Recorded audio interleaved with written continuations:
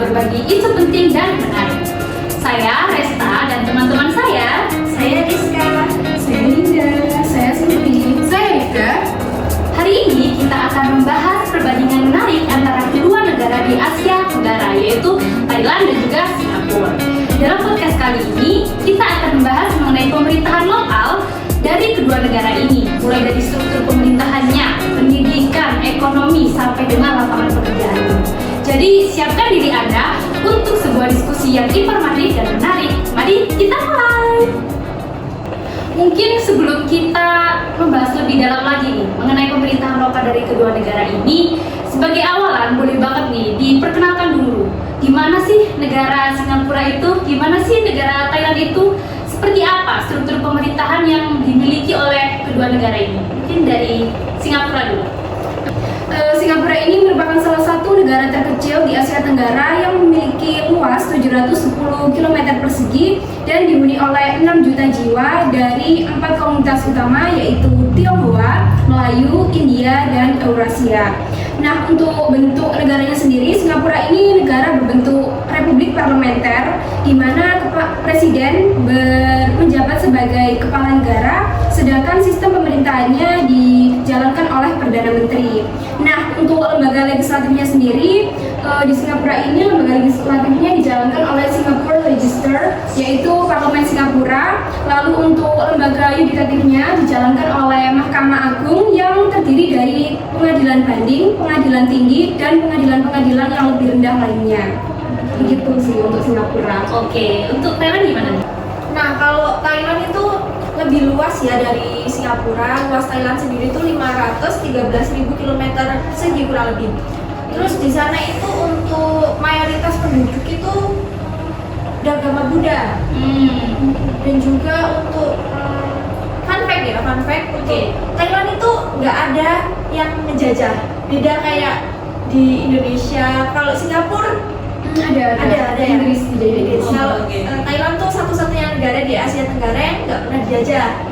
Terus untuk pemerintahannya itu monarki konstitusional. Di sana itu ada 3 yang menjalankan pemerintahannya, ada eksekutif, legislatif, sama pengadilan. Eksekutif itu ya raja sama perdana menteri. Kalau untuk legislatif itu berisi DPR, dan juga pengadilan itu berisi pengadilan keadilan, pengadilan administrasi, sama mahkamah konstitusi. Oh, jadi ternyata bentuk dan struktur pemerintah dari kedua negara ini cukup berbeda ya. Tadi Singapura berbentuk republik parlementer, sedangkan Thailand berbentuk monarki konstitusional. Oke, nah dengan struktur pemerintahan yang berbeda ini, bagaimana nih cara kedua negara ini itu mengelola administrasi dari tingkat daerahnya masing-masing?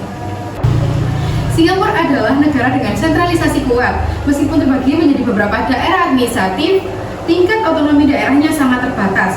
Sebagian besar kekuasaan pemerintahan terpusat di tingkat nasional, di bawah pemerintahan pusat, dan juga ada berbagai macam alasan mengapa Singapura menggunakan otonomi ini. Salah satunya sistemnya pada sentralisasi dianggap efisien dalam pengambilan keputusan dan kebijakan karena respon yang sangat cepat dan menghindari tumpang tindih wewenang. Thailand? Kalau Thailand itu dibagi administrasinya menjadi beberapa tingkat. Yang pertama itu ada provinsi, distrik, dan subdistrik. Setiap provinsi itu dipimpin oleh seorang gubernur yang ditunjuk langsung oleh pemerintah pusat, kecuali pada kota Bangkok dan kota Pattaya yang memiliki otonomi daerah lebih besar gitu. Sebagian besar daerah di Thailand juga itu sudah menerapkan sistem pemilihan langsung untuk pemerintah pusatnya. Sama ya kayak Indonesia? Iya, betul. Untuk kepala desa dan subdistrik itu juga dipilih melalui pemilihan langsung juga. Untuk desentralisasi di Thailand itu bertujuan untuk mengurangi beban pemerintah pusat. Jadi seperti pemerintah pusat itu memberikan tanggung jawab lebih banyak kepada pemerintah daerah untuk mengelola anggaran, pendidikan, kesehatan, dan lain-lainnya. Setelah melihat bagaimana Singapura menerapkan sistem pemerintahan yang terpusat dengan tingkat otonomi daerah terbatas, dan juga Thailand tadi membagi wilayahnya menjadi berbagai tingkat administrasi dengan pendekatan desentralisasi ya. Oke, kita kini akan beralih ke topik yang sangat penting, bagi suatu negara, yaitu pendidikan.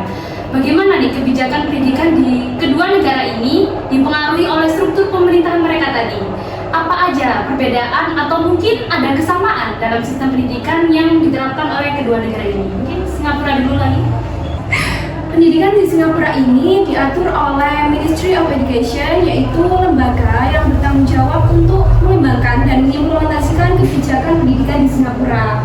Nah, melalui MOI ini, Singapura mewajibkan untuk pendidikan selama 6 tahun dari usia 6 tahun yang disebut dengan primary school, yaitu start dengan SD gitu jika di Indonesia. Nah, kebijakan ini itu bertujuan untuk memastikan bahwa semua anak mendapatkan akses ke pendidikan dasar tanpa adanya diskriminasi.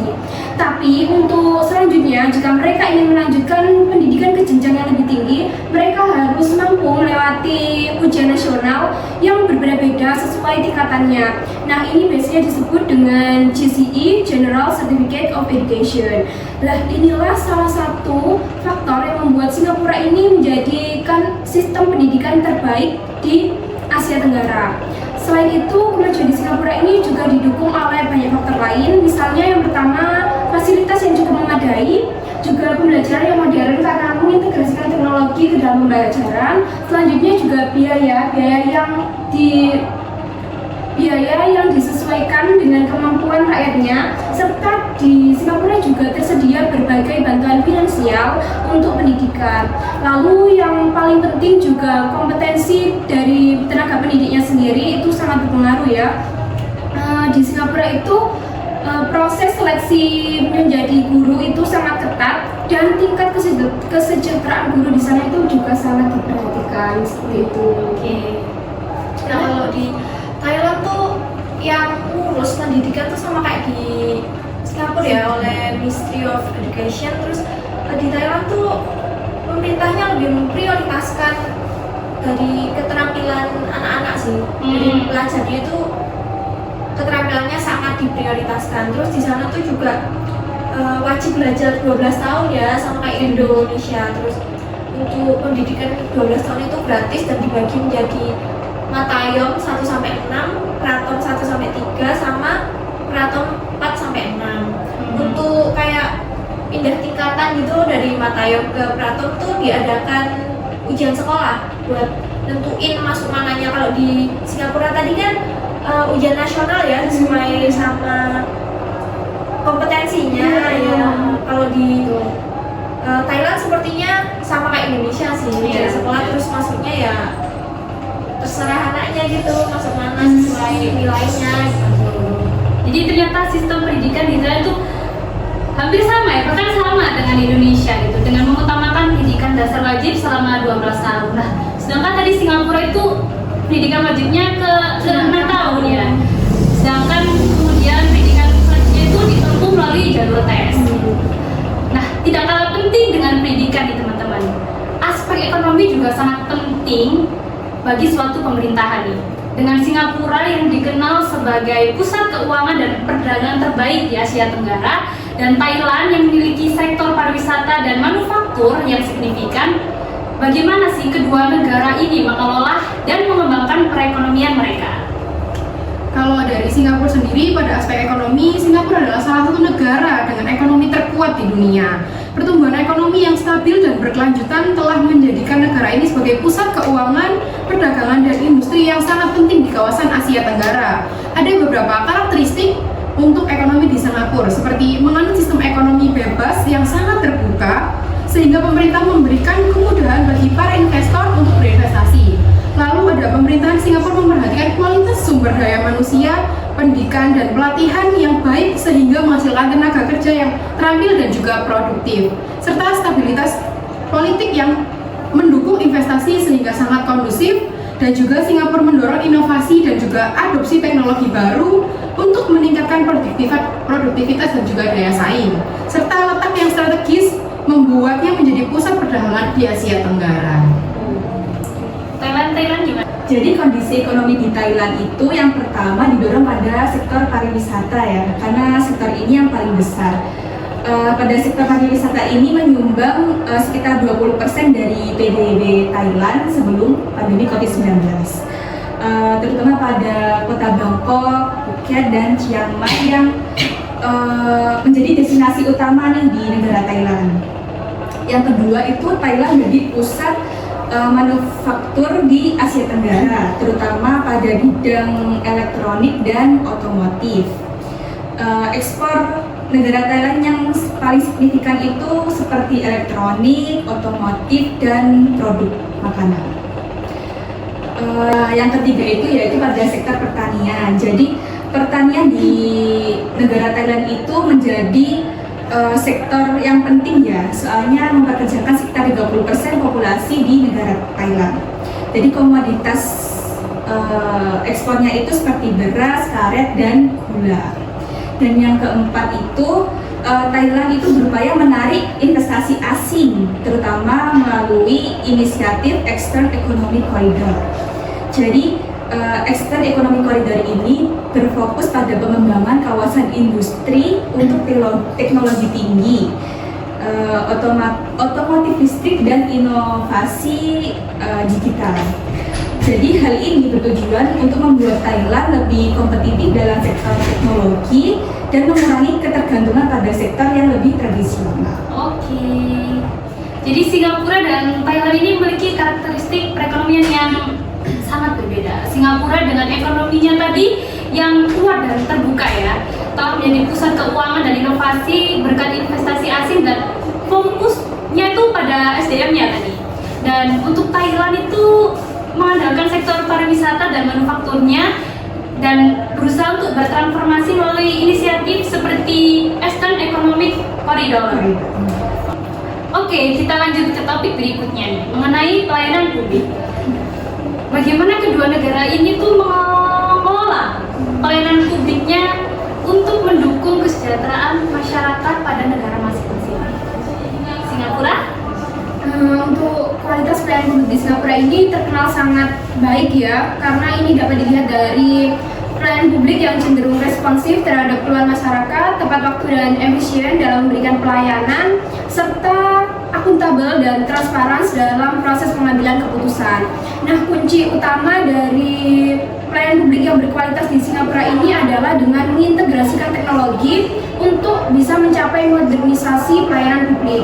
Contohnya yaitu dengan membentuk lembaga khusus yang bernama GovTech, yaitu yang berfokus pada pengembangan aplikasi, ilmu data, lalu juga keamanan cyber, juga infrastruktur TIK pemerintahan Singapura. Lalu di Singapura juga ada aplikasi Singtest yang mudah digunakan oleh 80%, lebih dari 80% ya penduduk di Singapura menggunakan aplikasi tersebut. Melalui Singtest ini, para pengguna dapat mengakses beragam layanan untuk kehidupan sehari-hari, mulai dari administrasi pemerintahan sampai dengan transaksi bisnis. Lalu khusus dalam bidang kesehatan, pelayanan yang diberikan oleh Singapura ini juga sangat baik ya, karena memberikan dengan program untuk proteksi kesehatan yang terdiri dari MediShield, MediSave, Medifund, dan ElderShield. Selanjutnya dalam bidang transportasi juga terkenal sangat efisien dan terintegrasi dengan adanya bus, MRT, LRT, dan taksi. Begitu. Wow, sangat makmur ya masyarakatnya.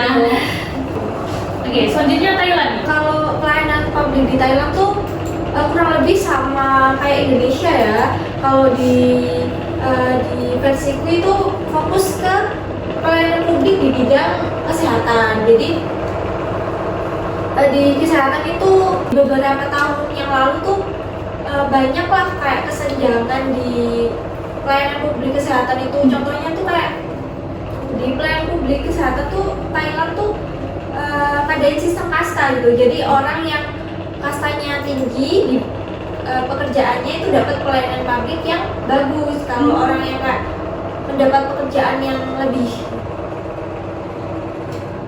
rendah itu kayak kurang gitu. Nah, di beberapa tahun ini pemerintah itu ngadain yang namanya Universal Health Coverage Schema. Jadi skema itu tuh kayak semua masyarakat Thailand mendapatkan pelayanan publik terkhusus di kesehatan itu sama. Jadi nggak ngebedain ini pekerjaan apa, ini pekerjaan apa, jadi Sama semua rata sama gitu. rata kayak kasusnya Indonesia kemarin kayak mau BPJS kan mau dibuat kayak gitu kan, Iya. jadi yaitu semua kalangan masyarakat itu dapat pelayanan di bidang kesehatan yang sama, Setara gitu ya, semuanya. setara. Betul.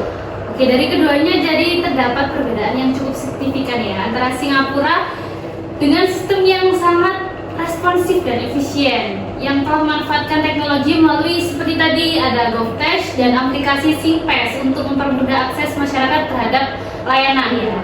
Terus sementara itu Thailand tadi itu meskipun menghadapi beberapa tantangan ya di dalam bidang pelayanan publik, tapi telah melakukan langkah yang cukup signifikan tadi di bidang kesehatan ya, terutama itu melalui Universal Health Coverage Schema untuk memastikan akses kesehatan yang lebih baik lagi untuk warga negara. Nah, pembahasan selanjutnya yaitu terkait infrastruktur yang ada pada kedua negara ini. Apa saja nih strategi infrastruktur yang diterapkan oleh Singapura dan Thailand agar memenuhi kebutuhan masyarakat ini secara efektif gitu, biar masyarakatnya tuh jadi puas, senang hidup di negara itu. Gimana? Kalau dari Singapura itu sendiri kan keunggulan Singapura emang terletak pada infrastruktur yang sangat-sangat baik dan modern, kita tahu sendiri kan. Iya. Pembangunan infrastruktur adalah bukti nyata salah satu kunci keberhasilan Singapura mempertimbangkan berbagai macam aspek untuk infrastruktur mereka, seperti perencanaan pembangunan yang matang dan juga jangka panjang, serta memperhatikan kualitas infrastruktur agar tahan lama, efisien, dan juga ramah lingkungan, serta dapat menghubungkan berbagai mode transportasi agar memudahkan mobilitas penduduk, dan juga memperhatikan pemeliharaan infrastruktur agar tetap berfungsi dengan baik. Lalu contohnya pada sistem MRT Singapura. MRT Singapura adalah salah satu MRT terbaik di dunia karena jaringan yang luas dan juga modern, serta memudahkan mobilitas penduduk dan juga mengurangi kemacetan. Lalu ada lagi nih yang kita semua pasti tahu itu Changi Airport. Ya. Nah itu tuh bandara yang satu-satunya dinobatkan secara konsisten karena bandara terbaik di dunia dengan fasilitas yang lengkap dan juga pelayanan yang sangat maksimal. Oke, kalau untuk Singapura seperti itu tadi, untuk Thailand gimana? Kalau Thailand itu ya tujuan utama pemerataan infrastruktur di negaranya itu yaitu meningkatkan konektivitas antar wilayah dan mengurangi kesenjangan pembangunan. Di Thailand itu terdapat proyek kereta cepat HSR ya.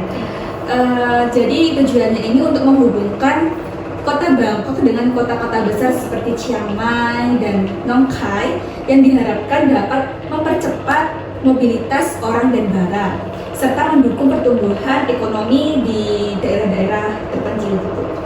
Selain itu ternyata Thailand itu juga melakukan kerjasama dengan Indonesia dan Malaysia melalui proyek infrastruktur.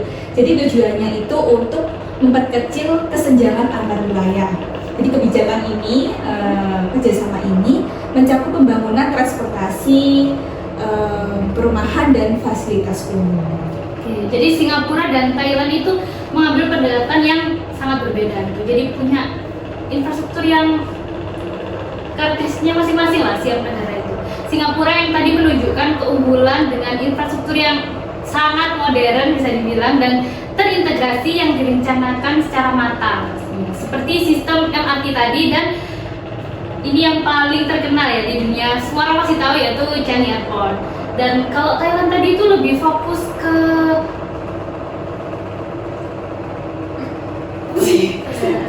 tadi Thailand itu lebih kalau Thailand itu tadi lebih berfokus pada pemerataan infrastruktur ya, seperti proyek kereta cepat untuk menghubungkan antar kota yang ada di negara Thailand.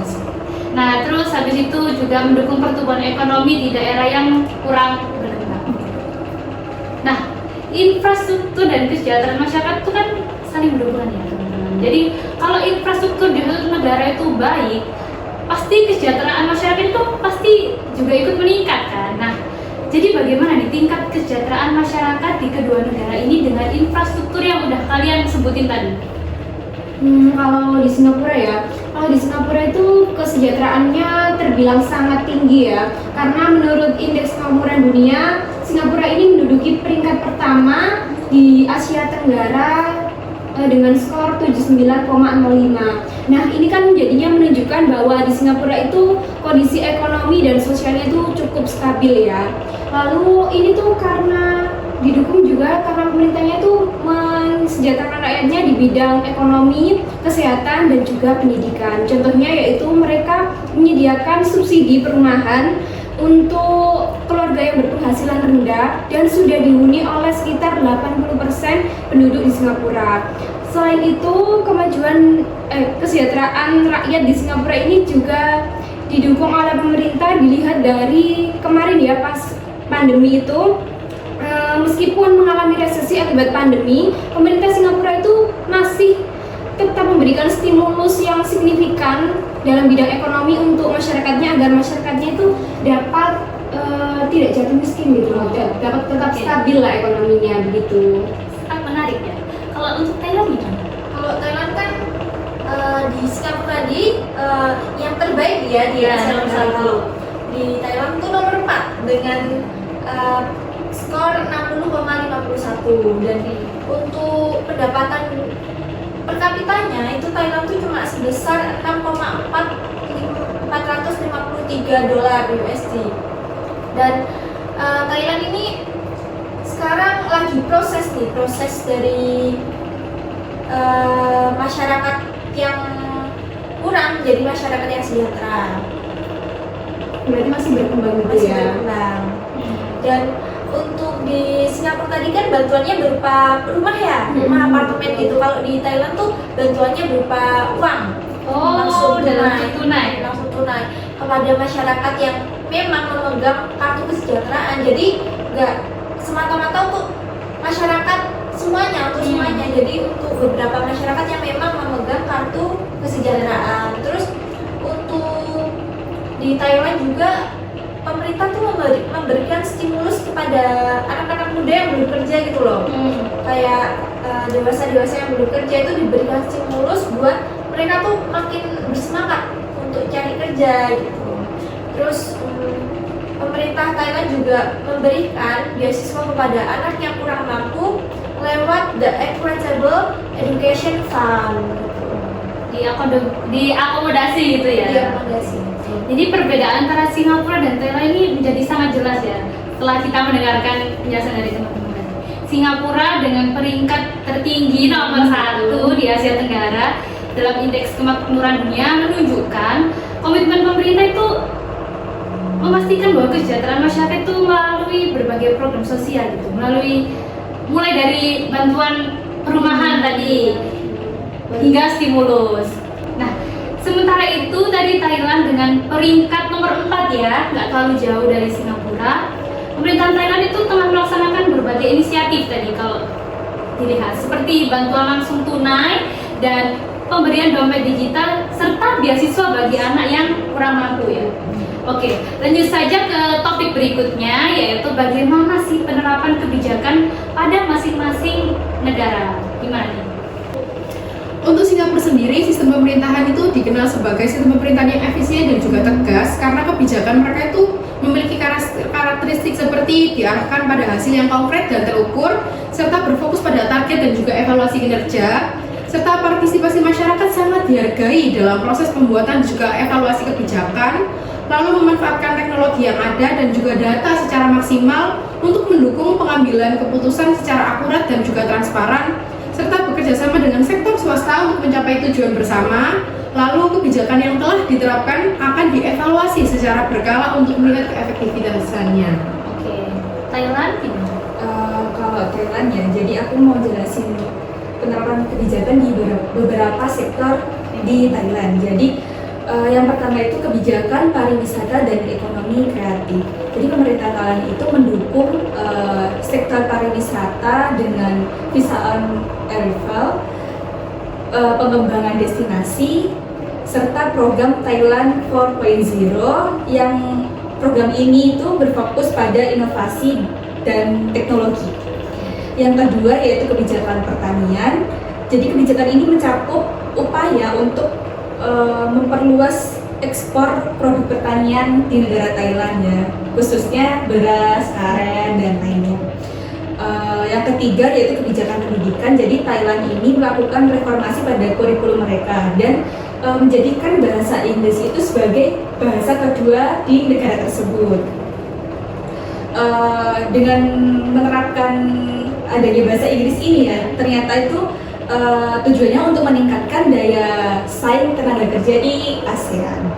Yang keempat yaitu kebijakan lingkungan. Jadi kebijakan lingkungan ini contohnya di Thailand itu kebijakan larangan penggunaan kantong plastik sekali pakai di pusat perbelanjaan gitu sejak tahun 2020. Yang kelima yaitu kebijakan politik dan reformasi konstitusi. Pemerintah Thailand itu menjaga stabilitas politik ya, meskipun terdapat tuntutan dari generasi muda untuk reformasi, tapi di Thailand itu menerapkan kayak kebebasan politik itu. Dan yang terakhir itu yang keenam yaitu kebijakan kesehatan ya. Jadi di Thailand ini memiliki sistem kesehatan universal yang dikenal universal health coverage yang memungkinkan seluruh warga di Thailand itu dapat mengakses perawatan medis. Oke, jadi lebih fokus di berbagai aspek ya. Iya.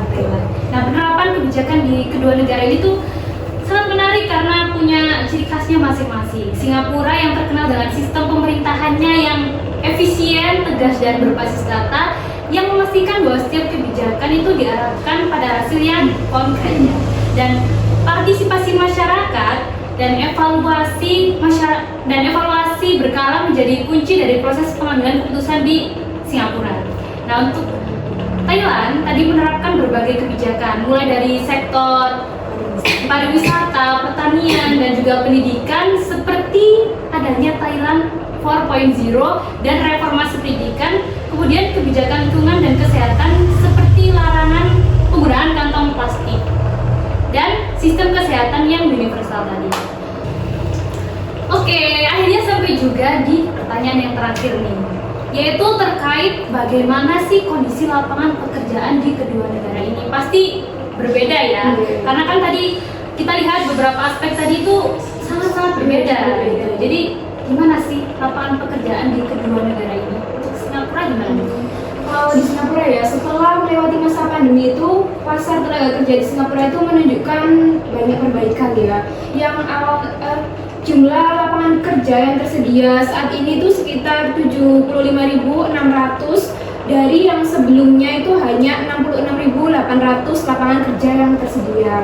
Permintaan yang cukup tinggi ini terlihat dari beberapa sektor ya. Yang pertama ada sektor teknologi, ada keuangan, dan juga layanan kesehatan. Nah, yang di sektor perdagangan itu pertumbuhannya masih cukup rendah sih untuk saat ini ya. Dan juga selain itu terdapat juga 1.305.800 pekerja asing di Singapura yang akhirnya ini tuh menunjukkan bahwa lapangan kerja di Singapura itu cukup luas dan cukup menarik gitu untuk tenaga kerja asing. Untuk Thailand sendiri tuh di tahun ini, di tahun 2023 maksudnya, itu untuk sektor lapangan pekerjaan itu lumayan naik ya, naiknya tuh 1,7%. Tapi ada juga untuk tingkat pengangguran itu juga agak lumayan, sekitar 0,99% itu ada di setiap daerahnya. Nah, untuk kenaikannya itu disebabkan karena sektor pariwisata ya, karena kan kita kan habis COVID juga kan, jadi banyak orang yang pengen pergi turis mancanegara juga datang ke Thailand untuk mengunjungi wisata yang ada di Thailand. Nah, itu juga menyebabkan banyaknya pekerjaan masyarakat lokal yang bergantung di pariwisata. Tetapi untuk stabilitas ekonomi itu juga agak menurun karena Thailand sendiri bergantung pada pariwisatanya. Tetapi pemerintah Thailand tuh juga telah memberikan beberapa bantuan kepada masyarakatnya yang memiliki pendapatan rendah, yang tujuannya untuk menciptakan peluang dan memperbanyak mata pencaharian di Thailand, dan tidak berfokus atau tidak bergantung pada sektor pariwisata saja, tetapi pada sektor yang lainnya juga harus biar seimbang gitu ya. Seimbang.